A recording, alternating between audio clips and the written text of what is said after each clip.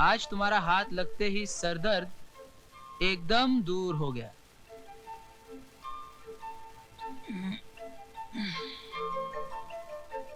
जी तो चाहता है कि बस तुम्हारी गोद में यूं ही सोता रहूं।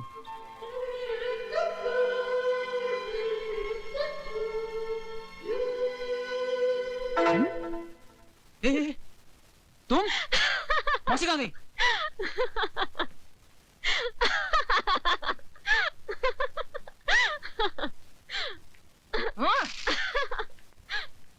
ये क्यों खिलखिला रही है? जब से आई है तुम्हारे कमरे का ज्यादा ही चक्कर लगा रही है। क्या रक्षाबंधन के लिए आई है? चाय बना दूं या पहले सिर दबा दूं? नहीं नहीं नहीं नहीं, आज मेरे सर में बिल्कुल दर्द नहीं है। अच्छा हुआ तूने वो मुई शराब छोड़ दी। हाँ, वो शराब छोड़ दी, क्योंकि कल रात एक नई शराब मेरे होठों से लग गई। ले चाय पी दे।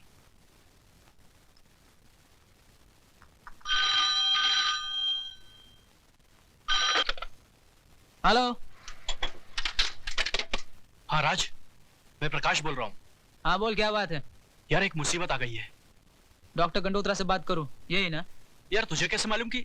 अगर मुर्गी खाने का शौक है तो खाओ, मगर हड्डी को गले में बांध के मत फिरो, समझ गए? 1000 बार समझाया रीमा, धीरे चलो धीरे, लेकिन नहीं, तुम पर तो मोहब्बत का भूत सवार था। इश्क का जुनून सर पर डांस कर रहा था। अब क्या करोगी?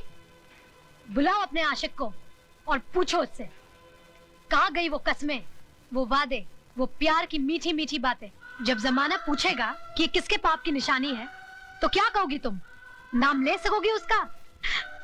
और अगर तुमने नाम ले भी लिया तो क्या मान लेगा वो? वो आज किसी और से शादी कर रहा है। तो जाकर उसकी बारात में नाचो और जोर से रो, ताकि तुम्हारा बूढ़ा बाप भी यहाँ आ जाए और देख ले कि जीते जी अपनी ही अर्थी अपने कंधे पे उठाए हुए इंसान कैसा लगता है। ऐसा मत बोल माला, ऐसा मत बोल। मुझे अपनी जान की परवाह नहीं है, लेकिन अगर बाबा को कुछ हो गया तो क्या कर लेगी? मैं प्रकाश को जान से मार डालूंगी। तो चल मेरे साथ। कहाँ? तू चल तो। हरि ओम गणानान्त्वा गणपति गोंगवामहे प्रियाणान्त्वा प्रियपति गोंगवामहे निधीनान्त्वा निधिपति गोंग। लड़की के माँ बाप कहाँ हैं? विवाह का शुभ मुहूर्त बीता जा रहा है, कन्या को बुलाइए। अरे मेरी भाभी को जल्दी बुलाइए, मेरा भाई सूखा जा रहा है।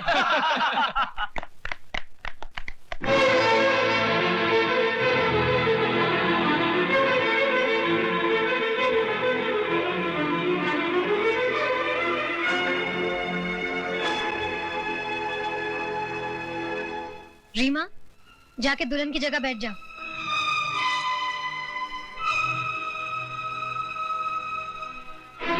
ये क्या मजाक है? कौन है ये लड़की? प्रकाश जी, अपने दोस्त को बताइए कौन है रीमा। मैं इसको नहीं जानता, मैं तो पहली बार इसको देख रहा हूँ। तो क्या ये तस्वीरें अपने आप खिंच गई? आप चाहती क्या है मिस? जब मैं आपसे बात करूंगी तब आप अपनी नाक बीच में घुसेड़ेगा। हाँ तो प्रकाश जी, अगर इन तस्वीरों को ठीक से पहचान नहीं पा रहे हैं तो इन प्रेम पत्रों को देख लीजिए, शायद सब कुछ याद आ जाए। ये क्या बेहूदगी है? शादी के मौके पर कोई ऐसा मजाक करता है? मजाक हम नहीं कर रहे हैं, मजाक कर रहा है आपका बेटा, वो भी एक नहीं दो जिंदगियों के साथ। दो जिंदगी? जी हाँ, 2 जिंदगी से, एक रीमा की जिंदगी से, दूसरे रीमा के कोख में पल रहे बच्चे की जिंदगी से, जिसका बाप प्रकाश है। ये झूठ है, मुझ पर झूठा इल्जाम लगाया जा रहा है। तुम जाती हो यहाँ से या तुम दोनों को उठाकर फेंक दूं बाहर। खबरदार प्रकाश, जो एक कदम भी और आगे बढ़ाया तो। जिस लड़की से तुमने प्यार किया, जिसने अपने जिस्म के साथ साथ तुम्हें अपनी आत्मा तक को समर्पित कर दिया, तुम उस लड़की को पहचानने से इनकार कर रहे हो, उसे हरामजादी कह रहे हो। अरे हरामजादे तो तुम खुद हो, जो एक जिंदगी तबाह करने के बाद अब मेरी जिंदगी तबाह करना चाहते हो। ले जाओ ये सब कुछ। झूठ और मक्कारी की फैक्ट्री में बने हुए ये जेवर, इनमें से तुम्हारे हवस की बू आ रही है। ले जाओ ये सब कुछ। सोच लो सुनीता, अगर बारात वापस चली गई तो तुम जिंदगी भर कुंवारी बैठी रहोगी। किस धर्म में लिखा है कि औरत के जीने के लिए मर्द नाम की बैसाखी जरूरी है? जो औरत मर्द के साथ नहीं जीती उन्हें दुनिया वाले गंदी कहते हैं।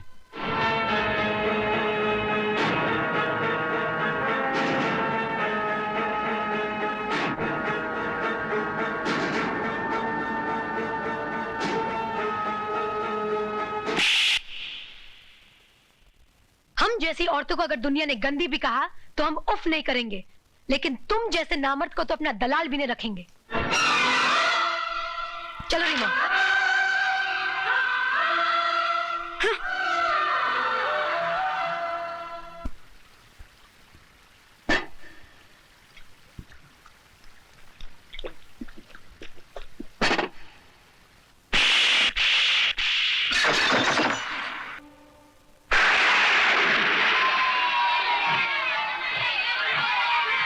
चलो बच्चों अंदर चलो, कमान कमान अंदर।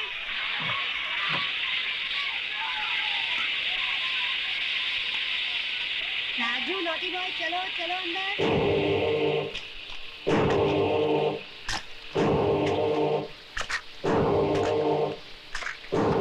चलो बच्चों अंदर चलो, this is the last warning I'm giving you. चलो अंदर चलो।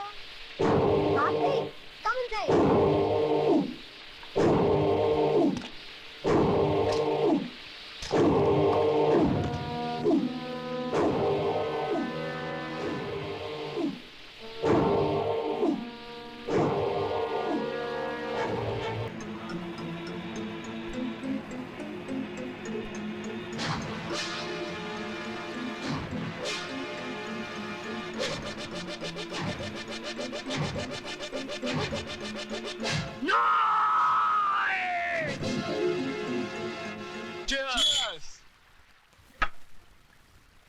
लो राज आ गया।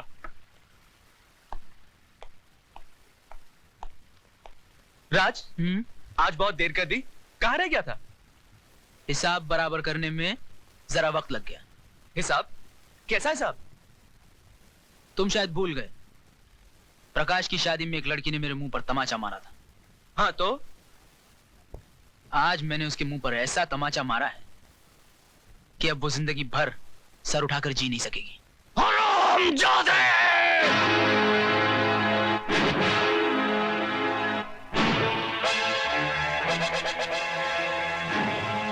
मेरी बेटी तो सर उठा के नहीं जी सकेगी, लेकिन मैं तो तेरे सर को ही नहीं रहने दूंगा।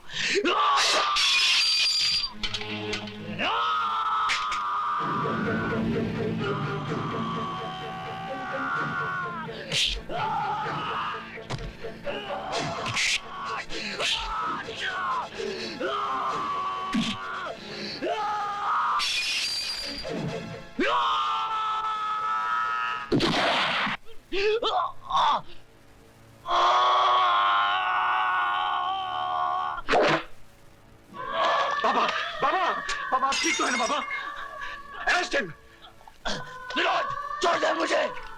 मैं इस हरामजादे को जिंदा नहीं छोड़ूंगा। इसने हमारी माला इसको इसके किए की सजा मिलेगी बाबा, इसको इसके किए की सजा मिलेगी।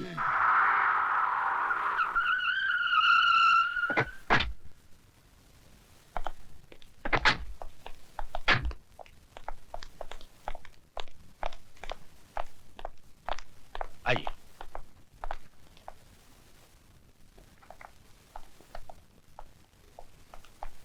मैं हूं एडवोकेट वाघमारे और आप हैं राय बहादुर दीवानचंद। बैठिए। और ये है इनके बेटे राज का बेल ऑर्डर।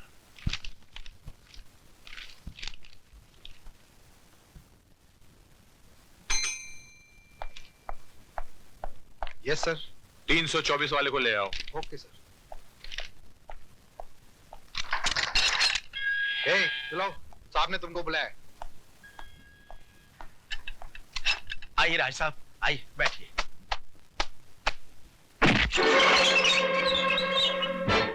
जब तक बाप खड़ा हो बेटे को नहीं बैठना चाहिए। लेकिन इनके बाप तो ये हैं और ये बैठे हुए हैं। बाप थे जब ये सिर्फ बेटा था, अब ये मुजरिम है। कानून इसका बाप है।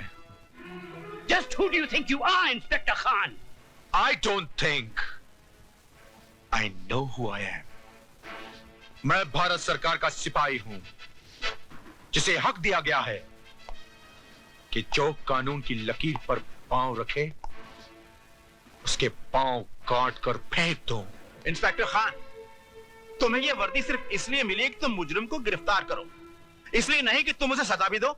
और आपको यह काला कोट इसलिए दिया गया है कि आप सच्चाई को अदालत के सामने पेश करें, इसलिए नहीं कि अपने मौकिल की बड़वागिरी करें। अरे जिस रुमाल से आप अपना मुंह साफ करते हैं, उसी रुमाल से आप अपने मौकिल की गंदगी साफ करते हैं। वाह, आपकी तो तारीफ करनी पड़ेगी इंस्पेक्टर खान। एक पब्लिक सर्वेंट होके पब्लिक के साथ कैसा सलूक कर रहे हैं? थोड़ी तारीफ अपने बेटे की नहीं करेंगे, जिसने एक मासूम लड़की की इज्जत छोटे छोटे बच्चों के सामने नीलाम कर दी? तुम मिडिल क्लास के हो ना, तुम्हें क्या मालूम कि अय्याशी क्या होती है, दौलत का नशा क्या होता है। वो सारा नशा 7 साल की सजा सुनते ही उड़ जाएगा। वो मैं अदालत में देख लूंगा। चलो बेटे, let's get the hell out of here.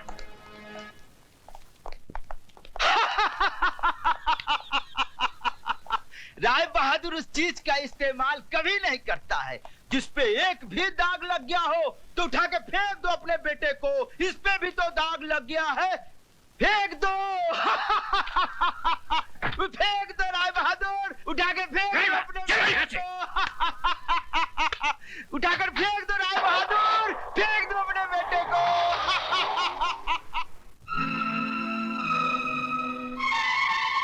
Rai Bahadur उस चीज का इस्तेमाल कभी नहीं करता है जिस पे एक भी दाग लग गया हो तो उठा के फेंक दो अपने बेटे को। इस पे भी तो दाग लग गया है। अरे जिस रुमाल से आप अपना मुंह साफ करते हैं, उसी रुमाल से आप अपने मौकिल की गंदगी साफ करते हैं।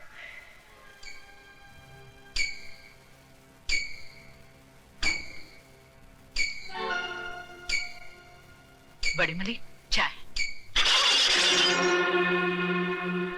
शर्म आती है हमें तुम्हें अपना बेटा कहते हुए। तुम्हारी इस जलील हरकत की वजह से एक 2 कौड़ी के पुलिस ऑफिसर ने हमसे जिस तरह बातें की हम ही जानते हैं। तुम्हें इस खानदान की इज्जत का ख्याल है कि नहीं? I'm sorry, Dad. सॉरी? तुम्हारे सॉरी कहने से इस हवेली पे लगे हुए दाग मिट जाएंगे क्या?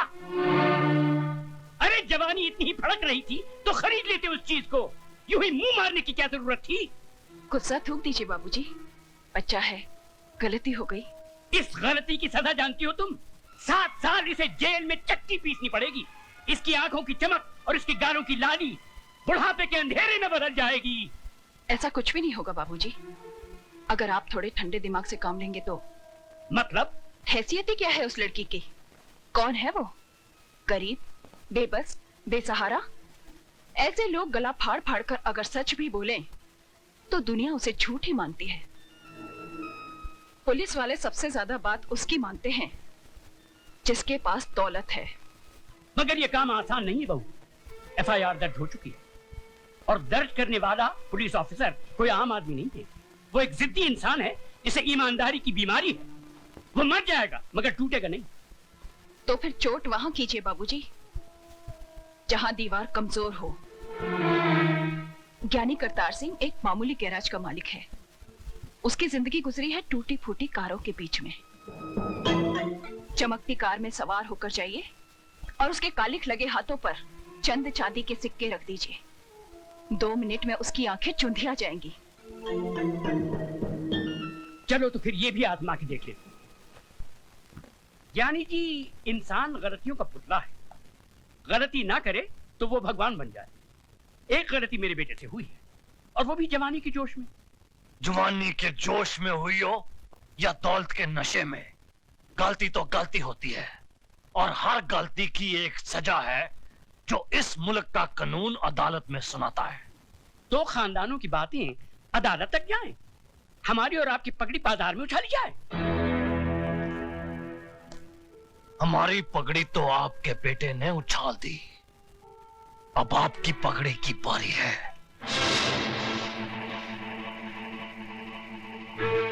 बरसों से मैं आपको जानता हूं। इस दुनिया में आपका कोई भी नहीं, इसीलिए आप औरों को अपना लेते हैं।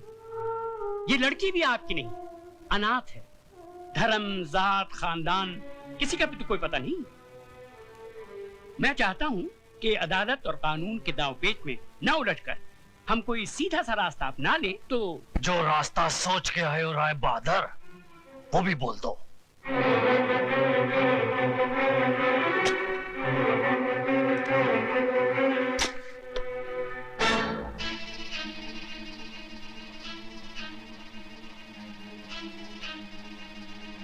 ये 2 लाख रुपए हैं। उस लड़की ने इतनी बड़ी रकम देखना तो दूर सोचा भी नहीं होगा। ये आप उसे दे दीजिए, वो इस शहर से कहीं दूर जाकर एक नई जिंदगी शुरू कर सकती है।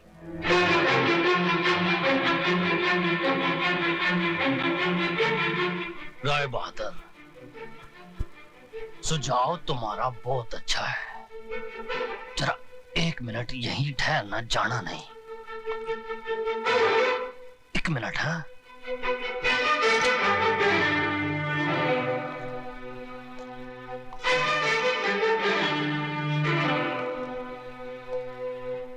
आपने मेरी बेटी की इज्जत की कीमत बहुत कम लगाई है, लेकिन मैं ऐसा नहीं करूंगा। ये 2 लाख नहीं 4 लाख रुपए हैं। अपने कार की बहू को रात को मेरे साथ सुला दो। ये केदार सिंह, यकीन मानिए मैं मुकदमा भी वापस ले लूंगा। बाकी की जिंदगी आपकी बहू इस शहर से कहीं दूर जाके बिता सकती है, बड़ी खुश हो जाएगी। तुम उस मामूली लड़की का मुकाबला मेरी बहू से करो। चुप है, वरना इस कार से तू नहीं तेरी लाश जाएगी।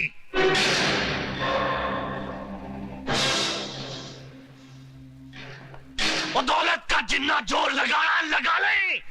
जेल की चक्की ना पिसवा दी ना तेरे बेटे को, तो मेरा नाम सरदार करतार सिंह नहीं। फटे चक देना तुहाडे सबदे।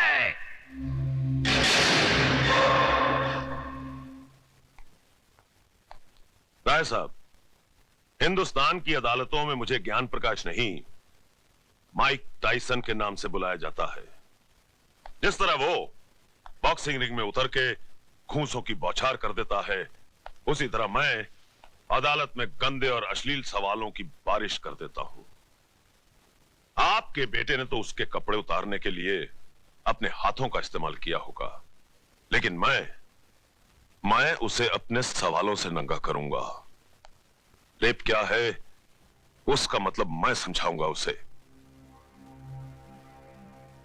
अदालत में जब बलात्कार का मुकदमा चलता है तो ऐसा लगता है कि यह अदालत नहीं, जिस्म बेचने का बाजार है, जहां औरत के जिस्म के हर उस हिस्से की बात होती है जिसे भगवान ने शर्म की मिट्टी से संवारा है।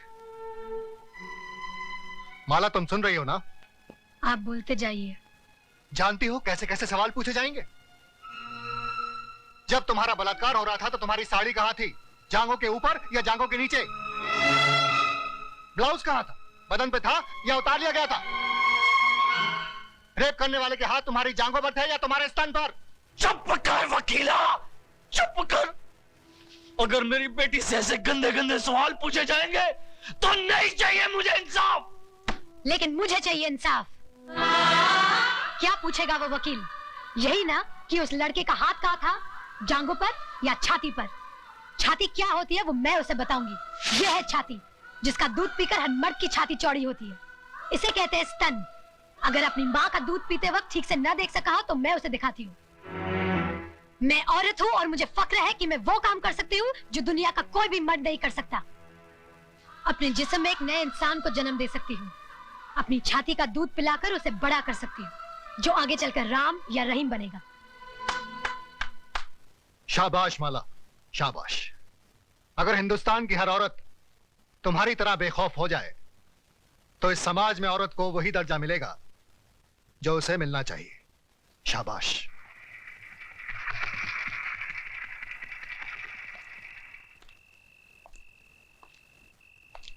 प्रताप। अरे डैडी, आप अंदर आइए ना। नहीं, यही ठीक है। हमारे दामाद होकर भी तुम हमारे खिलाफ मुकदमा लड़ रहे हो। मैं आपके खिलाफ नहीं, जुर्म के खिलाफ लड़ रहा हूं। तुम जानते हो हमारा वकील कौन है? जानता हूं, मिस्टर ज्ञान प्रकाश, जो आज तक कोई भी मुकदमा नहीं हारा, लेकिन इस बार वो हारेगा। क्या सुधा को मालूम है कि तुम हमारे खिलाफ? डैडी, मुझे सिर्फ मालूम ही नहीं है, बल्कि मैंने खुद इनसे कहा था कि माला का मुकदमा ये लड़े। सुधा, तुमने? डैडी, राज के जुर्म को छुपाइए मत, वरना एक दिन। मैं तुम्हारा भाषण सुनने नहीं आया हूं यहाँ। तो फिर आप जा सकते हैं।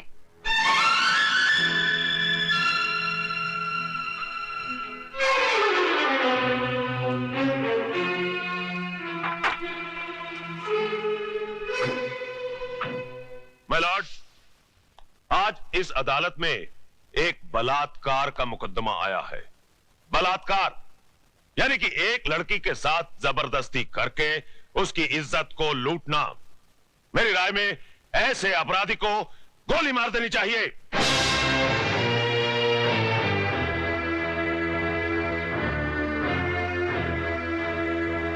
अगर एक लड़की अपनी मर्जी से एक लड़के के साथ हम बिस्तर होती है और उसके बाद अपने कपड़े खुद ही फाड़ती है, अपने बाल बिखेरती है और अपने ही नाखूनों से अपने बदन पे निशान लगाकर चिल्लाती है, बचाओ बचाओ मेरा बलात्कार हो गया, तो क्या अदालत मान लेगी? I object your honour. मेरे फाजिल दोस्त मिस्टर ज्ञान प्रकाश एफआईआर में दर्ज रिपोर्ट को झूठा कह रहे हैं। झूठी रिपोर्ट को झूठा कहना गलत नहीं है वकील साहब। रिपोर्ट लिखी किस पुलिस अफसर ने थी माय लॉर्ड? उस पुलिस अफसर ने जो सरदार करतार सिंह के कर्ज तले दबा है और बचपन में एक चोर था। इंस्पेक्टर खान, क्या ये सच है? माय लॉर्ड, दरअसल आप सिर्फ हाँ या ना में जवाब दीजिए। ये सच है। That's all your honour. जिस इमारत की नींव ही खोखली हो, उस इमारत का अंजाम क्या होगा? आगाज हुआ ही नहीं और आप अंजाम तक पहुंच गए वकील साहब। इस हादसे के चश्मदीद गवाह हैं योर ऑनर 40 मासूम छोटे छोटे बच्चे, जिन्हें ना ही आपकी बुलंद आवाज का खौफ है और ना ही किसी अंजाम की परवाह। आप फिक्र मत कीजिए वकील साहब, धीरे धीरे सबको बुलाऊंगा इस कटहरे में। माय लॉर्ड, सबसे पहले मैं मिस माला से कुछ सवाल पूछना चाहता हूं।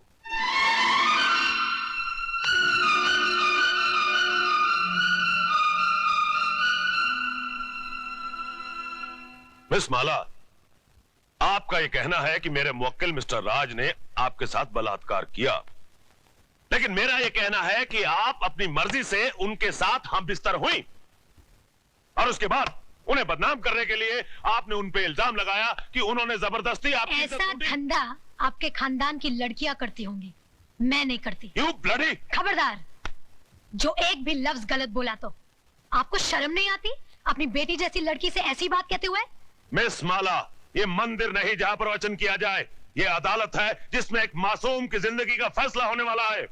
जिसने मेरी जिंदगी को गाली बना दिया वो आपको मासूम लग रहा है, इसलिए कि उसने आपके जेब में हरे हरे नोट भर दिए? अगर नोटों के लिए ऐसे ही अपने जमीर को बेचते रहे तो एक दिन इसी कटहरे में मेरी जगह आपकी बेटी खड़ी होगी, जो ऐसे किसी रईस के बेटे की हवस की शिकार हुई होगी। उस दिन न तो ये नोट आपके काम आएंगे और न ही आपकी आवाज गले से बाहर निकलेगी। गुनहगार को सजा दिलवाने के बजाय आप उसकी तरफदारी कर रहे हैं। तुम जैसे वकीलों को तो जन्म देकर तुम्हारी माँ भी पछता रही होगी। Order order! आप क्या ऑर्डर किए जा रहे हैं? क्या आप सबका जमीर मर गया है? ये वही हिंदुस्तान है जहां औरतों को पूजा जाता था, कभी सीता के रूप में तो कभी सावित्री के रूप में। और आज उसी देश में अगर औरत को एक बार नंगा किया गया तो इसकी इज्जत को ढाका नहीं गया, बल्कि बार बार नंगा किया गया, कभी प्रेस वालों ने तो कभी टीवी वालों ने, और अब ये वकील साफ कर रहे हैं और आप चश्मा साफ कर करके देख रहे हैं। अरे समाज के ठेकेदारों, क्या भूल गए तुम लोग? द्रौपदी को भी एक बार नंगा किया गया था, कौरवों का पूरा खानदान मिट गया था, आज उनके खानदान का एक भी वारिस नहीं बचा। वकील साहब, यही पूछना चाहते थे ना कि बलात्कार के वक्त वो मेरे ऊपर था या नीचे? उसके हाथ कहाँ थे, मेरे स्तन पर या मेरी जांघों पर?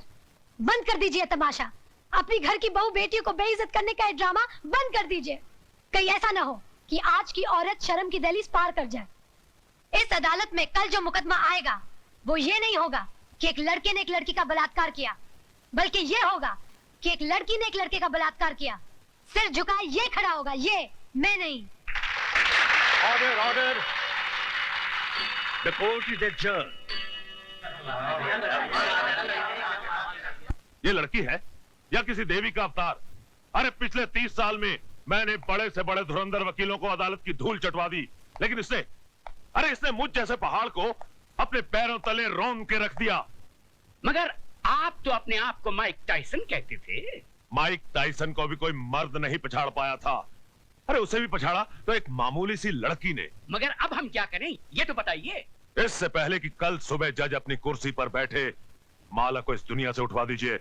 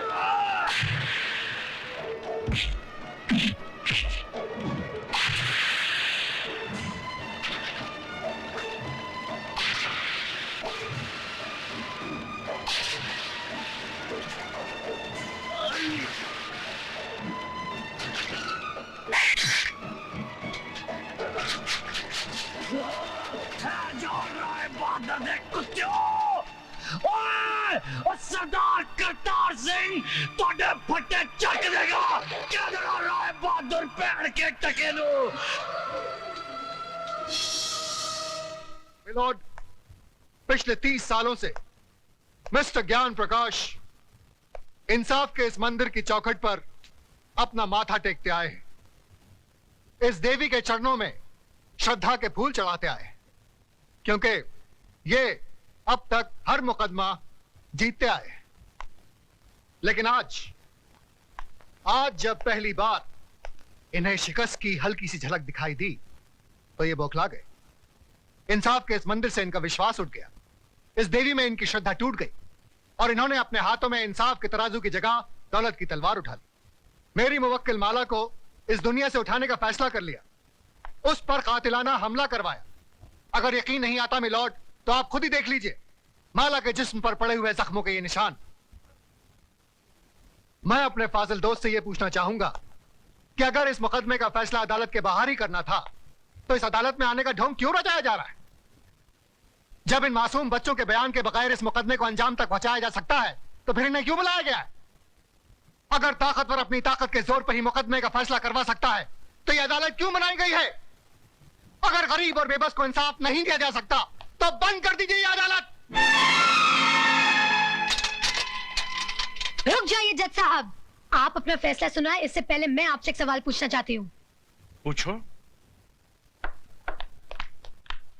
अगर मुकदमा ये वकील साहब जीत गए तो इन्हें ढेर सारे नोट मिलेंगे और इनका मौकिल छूट जाएगा, और अगर ये वकील साहब जीत गए तो इस आदमी को 7 साल की सजा हो जाएगी।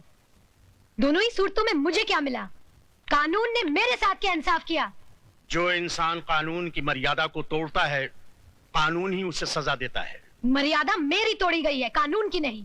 इज्जत मेरी लुटी है, कानून की नहीं। Order order. क्या मैं माथे पे लगे इस कलंक के साथ जी सकूंगी? कौन थामेगा मेरा हाथ? कौन भरेगा मेरी मांग में सिंदूर?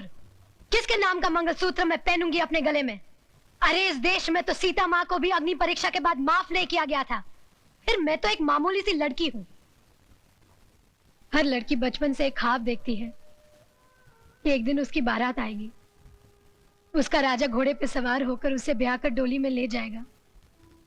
पर मेरा ये ख्वाब ख्वाब ही रह गया। क्या मेरी बारात कभी नहीं आएगी? क्या मेरा राजा अब कभी नहीं आएगा? जज साहब, क्या मैं बिन ब्याही रह जाऊंगी?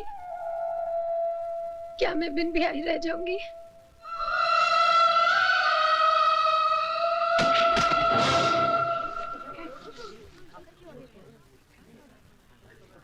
हाँ, अपने आप को दादा कहते हैं। सारा शहर कांपता है इनसे, मगर एक मामूली सी लौंडिया को खत्म नहीं कर पाए। अरे लानत है तुम पे और तुम्हारे आदमियों पे। अब खड़ा खड़ा मुंह क्या देख रहा है? Gate the hell out of here you stupid asshole.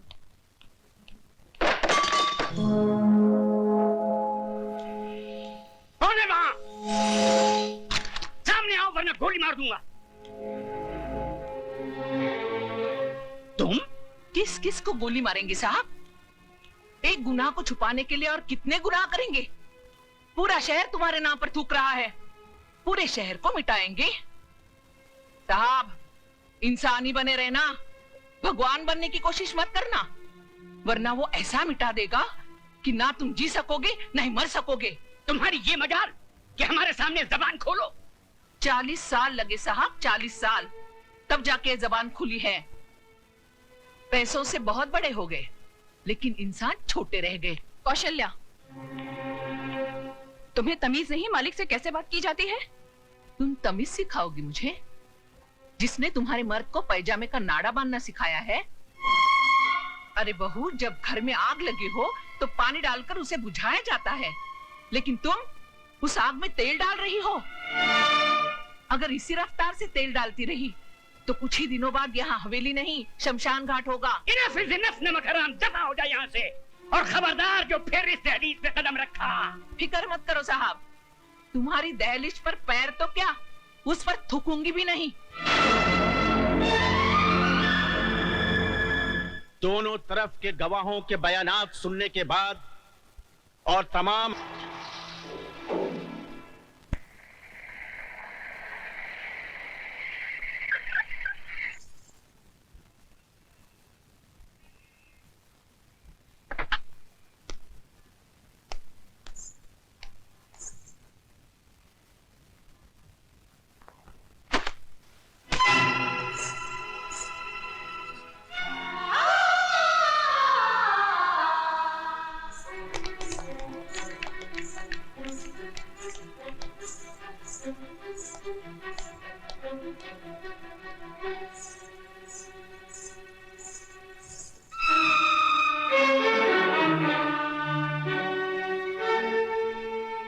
बहू, जी। हम लंदन जा रहे हैं। अपना वादा मत भूलना। हमारे आने से पहले ये कूड़ेदान का कचरा इस घर से बहुत दूर होना चाहिए। आप फिक्र मत कीजिए बाबूजी, ऐसा ही होगा।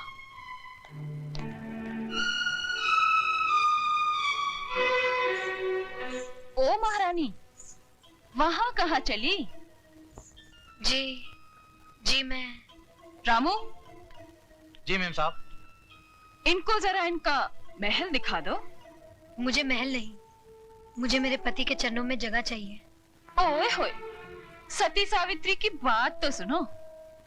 लगता है बाप ने ठीक से समझा बुझा कर भेजा है कि उंगली पकड़कर पोंछा कैसे पकड़ा जाता है। कान खोलकर सुन ले, इस घर में मालिकों का कमरा अलग और नौकरों का कमरा अलग है। रामू जी। ले जा इसे नौकरों के कमरे में। आइए बहुरानी।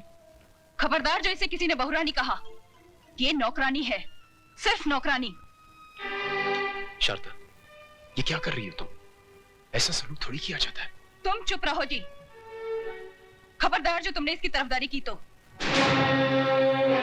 जाओ, जाके अपना काम करो।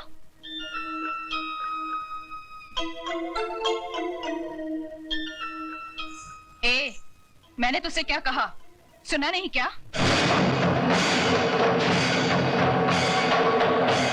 सुनो बड़ी बहुरानी, ये सिंदूर बाजार में 2 पैसे में जरूर मिलता है, लेकिन जब किसी औरत की मांग में भर दिया जाता है तो इसकी कीमत भगवान भी नहीं चुका सकता। फिर तू क्या चीज है? मेरा कद भले ही 5 फुट का है, लेकिन मेरी जुबान 10 फुट की है और हाथ 20 फुट का। दोबारा तमीज से बात नहीं की तो उसी म्यूनिसिपालिटी के स्कूल में भर्ती करा दूंगी जहाँ तेरा बाप चपरासी है। तूने मेरे बाप को गाली दी? मैं तेरे बाप को गाली क्यों दूंगी? तू तो खुद तेरे बाप के लिए एक गाली है, वरना अपनी छोटी बहन की दलाली करने यहाँ नहीं आता, समझा?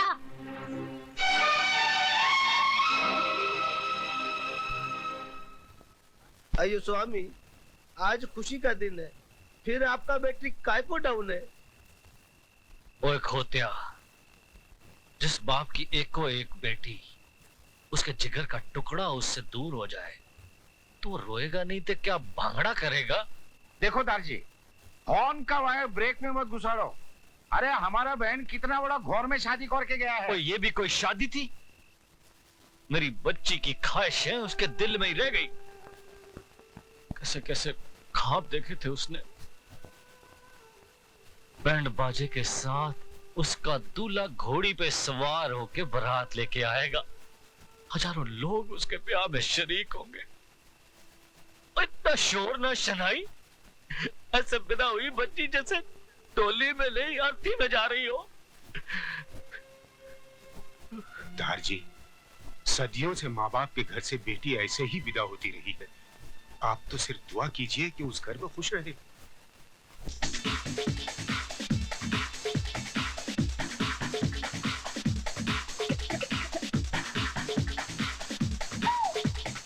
या राज, महफिल में सभी हैं, सिर्फ वही नहीं है जिनके लिए महफिल सजी है।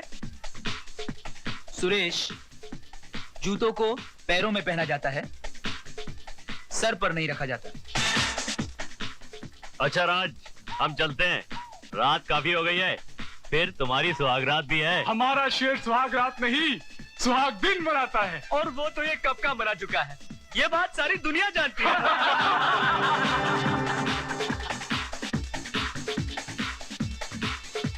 राज, हंसी मजाक बहुत हो चुका है यार, अब तो भाभी को बुलाओ।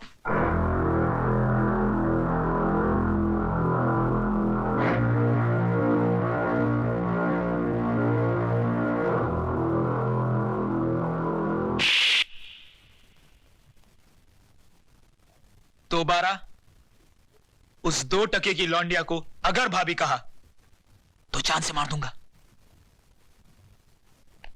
कानून ने उसे बाजार से खरीद कर सिंदूर और मंगलसूत्र तो दे दिया, मगर वो मेरे शरीर को, मेरी आत्मा को कभी हासिल नहीं कर पाएगी। Do you understand? Yes, I am sorry.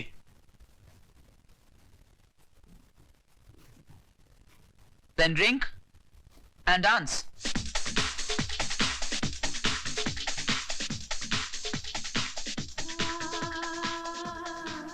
तुम्हारा अधिकार तो मैंने तुम्हें दिला दिया, लेकिन एक बात याद रखना, इस दुनिया में हक कभी मांगने से नहीं मिलता, छीनना पड़ता है।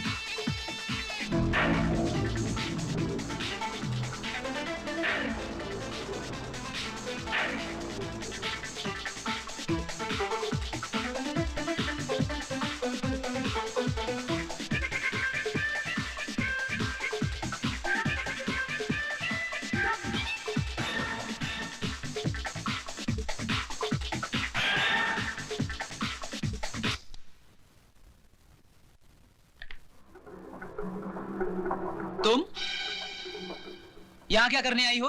अपना अधिकार लेने। तो फिर जाओ और जाकर उसी अदालत का दरवाजा खटखटाओ।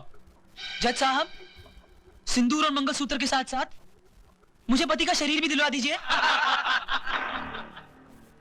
औरत अभी इतनी कमजोर नहीं हुई कि हर वक्त भीख मांगती रहे। वो छीनना भी जानती है। तो आगे बढ़ो और छीन लो राज को मुझसे।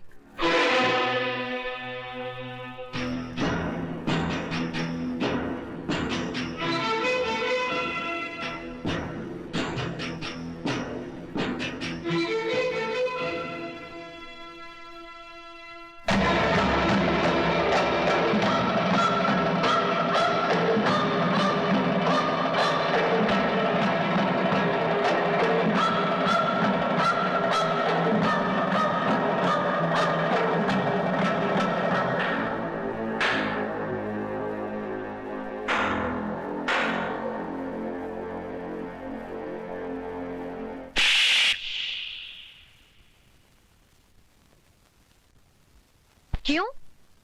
आज मेरा चुम्मा इतना बुरा लगा? उस दिन तो बलात्कार करते हुए बड़ा मजा आ रहा था। मिस्टर हस्बैंड, मुझे भी तुम्हारे गले पड़ने या तुमसे शादी करने का कोई शौक नहीं था।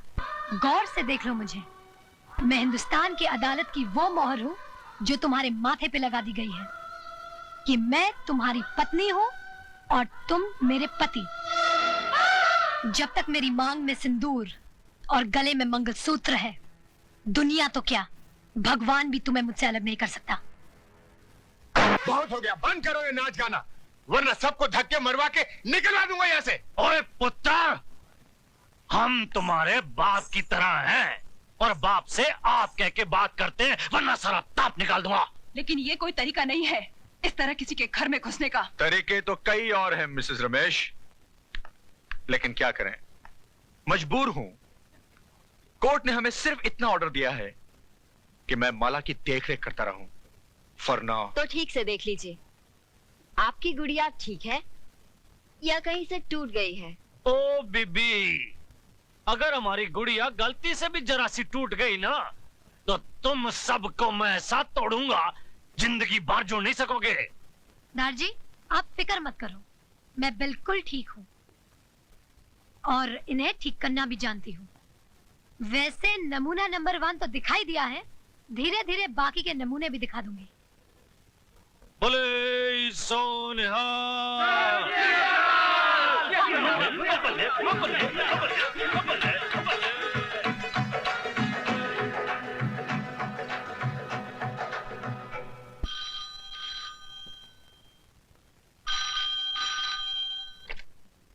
हेलो बहू, बाबूजी, नमस्ते। उस कचरे के डिब्बे को घर से बाहर फेंका गया कि नहीं? जी जी। क्या तुम ये नहीं चाहती कि तुम्हारी छोटी बहन हमारे घर की बहू बने? जी जी चाहती हूँ।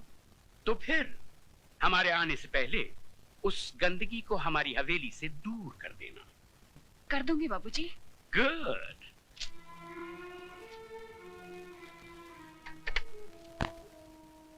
इसका फोन था दीदी? ससुर जी का। कह रहे थे कचरे का डिब्बा बाहर फेंका कि नहीं? तो कह देती ना, कचरे के उस डिब्बे ने हम सबको कचरे की थैली बनाकर घर के बाहर लटका दिया है। भैया, तुम्हारे चिल्लाने से वो घर से बाहर नहीं चली जाएगी। सिस्टर डार्लिंग, तुमने सोचा था पुरानी हिंदी फिल्मों की तरह तुम उस पर जुल्म करोगी, उसको भूखा मारोगी, नौकरों की तरह बर्तन मंजवाओगी, जिससे घबराकर वो घर छोड़कर चली जाए। आजकल का जमाना बदल गया है। आजकल की लड़कियां मीना कुमारी की तरह आंसू नहीं बहाती, श्रीदेवी की तरह चाकू चलाती, चाकू। वो श्रीदेवी बने या माधुरी दीक्षित, मैंने उसका तेल नहीं निकाला तो मेरा नाम शारदा देवी नहीं। ओ सिस्टर डार्लिंग, ऐसी गलती हरगिज मत करना, वरना वो सरदार आगे से तलवार डालेगा और इंस्पेक्टर पीछे से डंडा। तो क्या करें? हाथ पर हाथ धरकर बैठ जाएं? कह दें कि माला जी हम हार गए, आप जीत गए। भैया, मैंने जब से होश संभाला है राज से प्यार किया है और मेरे जीते जी कोई राज को मुझसे छीन नहीं सकता। तुम माला को हराने की बजाय राज को जीतने की कोशिश करो, क्योंकि राज भले ही तुमसे प्यार न करता हो, लेकिन माला से नफरत जरूर करता है। और इसी बात का फायदा उठाकर बरस पड़ो उस पर, गिरफ्तार कर लो उसको अपनी मोहब्बत में।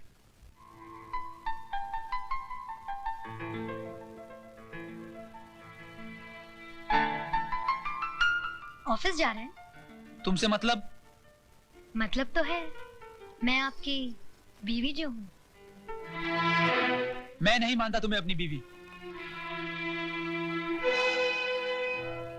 मानेंगे, आप भी मानेंगे।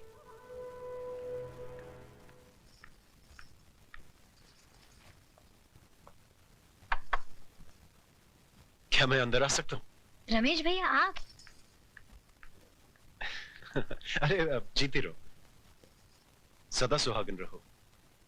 सिर्फ मेरे आशीर्वाद से तुम सुहागन नहीं बनी रहोगी, बल्कि तुम्हें खुद अपनी सुहाग की रक्षा भी करनी पड़ेगी। क्यों? उनके ऊपर कोई मुसीबत आने वाली है? इंसान के मुकद्दर में जब दौलत आती है तो मुसीबत भी साथ लाती है। मैं कुछ समझी नहीं। शराब और जुए के नर्क से आदमी को वापस लाया जा सकता है, लेकिन अगर मर्द किसी दूसरी औरत के पल्लू से बन जाए तो उसे सिंदूर और मंगलसूत्र भी वापस नहीं ला पाएंगे।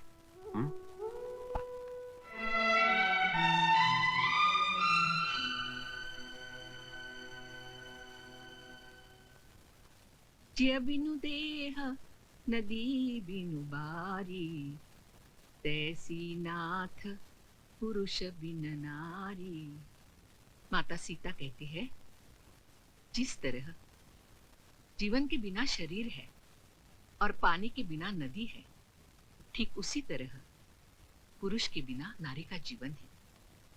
स्त्री को अपने पति का साया बनकर रहना चाहिए, चाहे सुख में हो या दुख में। अपनी सुहाग की रक्षा के लिए अगर घर की सीमा को भी पार करना पड़े तो पार कर जाओ, तो पार कर जाओ, तो पार कर जाओ, पार कर जाओ, पार कर जाओ, पार कर जाओ।